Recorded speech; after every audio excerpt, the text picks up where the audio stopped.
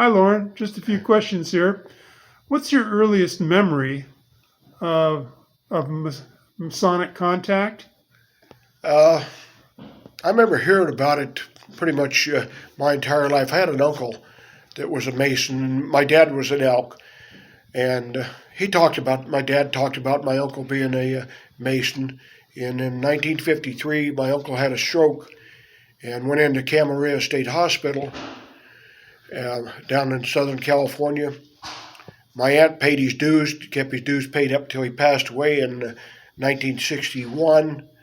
Excuse me, 62, and she was up at our house in north of Reading at Christmas time when we got the word that he passed away.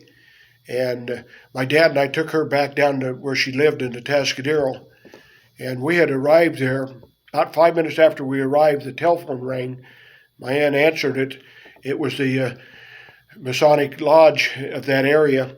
I don't know exactly if it was Paso Robles or a Tascadero Lodge or San Luis Lodge that he was a member of, but they called, wanted to know if they could help. And I thought it was a very good organization at that time, that they would call her to offer their help when he passed away. And Lauren, you were in the service. Did you meet anyone in the service that was also a Mason? Not really. I didn't get back involved until, when was it, 1977, when I went to work over at McClellan Air Force Base. And I worked with Masons over there. I didn't get involved with them that much. I knew they were Masons. We talked a little bit, but nothing serious about it. And one of the building inspectors belongs to the shrine and stuff, besides the Masons, and he had tickets to the shrine game on the 40-yard line, almost center field, down at Palo Alto, and they would go down there and with their campers and stuff and camp out. And I bought 4 tickets, went home, told my family we're going down to the shrine game when it happened, and it's like, okay, what do we, they weren't too happy about it, but we went. We got down there. My wife's division boss, she worked for Franchise Tax Board, her division boss, she was down there. She belonged to Eastern Star, and my wife knew her quite well, so they got together. And one of the other inspectors, my fishing partner and stuff, we fished together a lot and did other things together, hunted and stuff.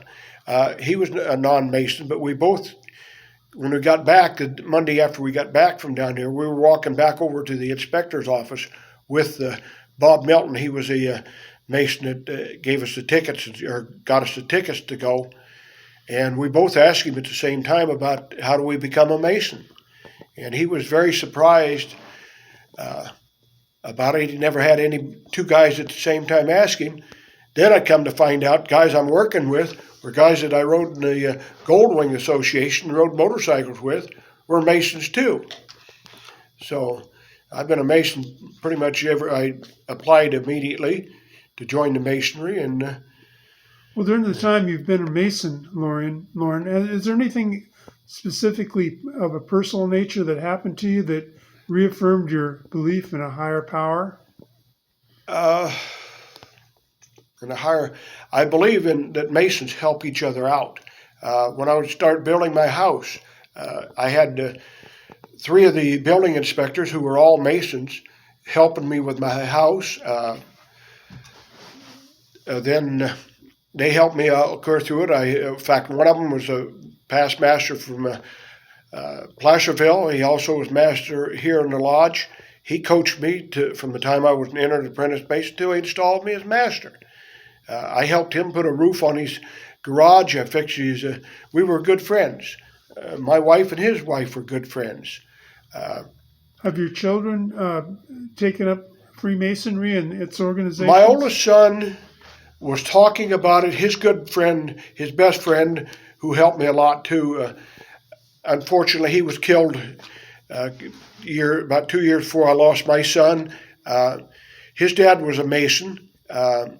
My oldest son was talking about it, and then we lost him. He didn't go.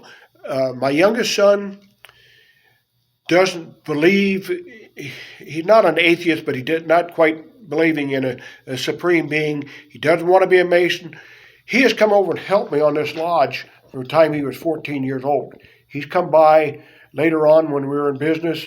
Back lot needed mowing. He had the mower on the truck and stuff. He stopped and he mowed. He's done a lot of work in this lodge.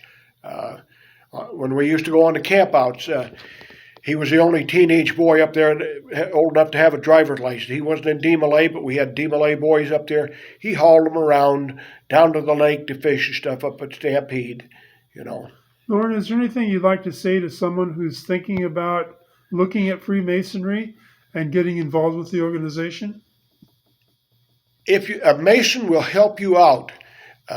When I lost my oldest son, the next morning, I could not bring myself to go over to his house. He had fallen with a gun. There was blood all over the place. I couldn't stand to go over there. I called a past master, Howard Dumont, who owned Dumont Pest Control. I says, Howard, I need help. This is 8 o'clock in the morning. He says, I'm busy, but I'll be there. At 9 o'clock, him and his brother came over to the house. I needed them to go over and get some clothes so I could bury my son.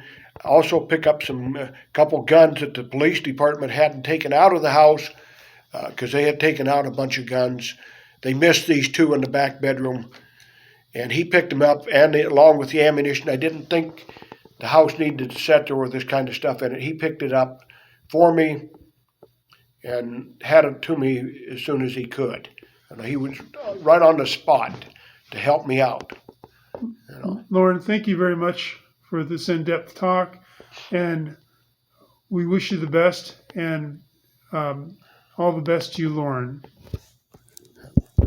Take care. Thank you.